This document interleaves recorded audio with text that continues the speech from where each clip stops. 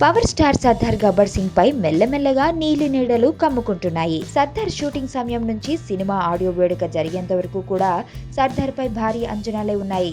ఎప్పుడైతే ఆడియో వేడుక జరిగి పాటలు బయటకు వచ్చాయో ఫ్యాన్స్ కు సీన్ అర్థమైపోయింది. మరోపక్క ఈ సినిమా విడుదలకు ముందే దాదాపుగా 100 కోట్లు ప్రీ బిజినెస్ జరిగింది.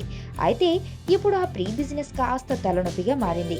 విషయం ఏమిటంటే ఎన్నో భారీ అంచనాలతో విడుదలవుతున్న ఈ చిత్రం ఫలితాల్లో ఏమైనా తేడా జరిగితే ఈ సినిమాకు జరిగిన భారీ బిజినెస్ రీత్యా బయ్యర్లు దాదాపు 25 కోట్ల నుండి 50 కోట్ల వరకు నష్టపోయే ఆస్కారం ఉంది. మరోపక్క ఈ సినిమాకు నెగిటివ్ టాక్ ఒకటి పవన్ ను చాలా కలవరపెడుతుంది. ఇక వీటన్నింటినీ సరిదిద్దేందుకు రంగంలోకి దిగిన పవన్ అలాంటి పరిస్థితులు తలెత్తకుండా తీసుకోవాల్సిన జాగ్రత్తలు అన్నీ తీసుకుంటున్నాడు.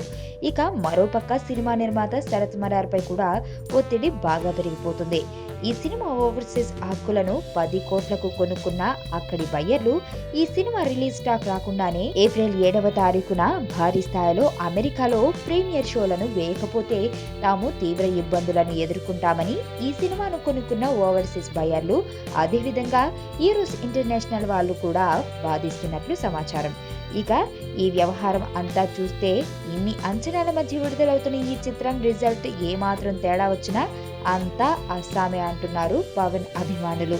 చూద్దాం మరి ఏం జరుగుతుందో.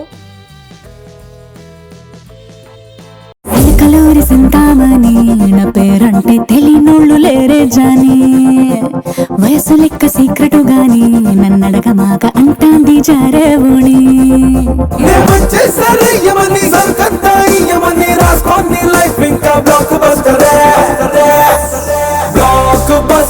బ్లాక్ బస్టర్ నే చేస్తే నీ లైఫ్ బ్లాక్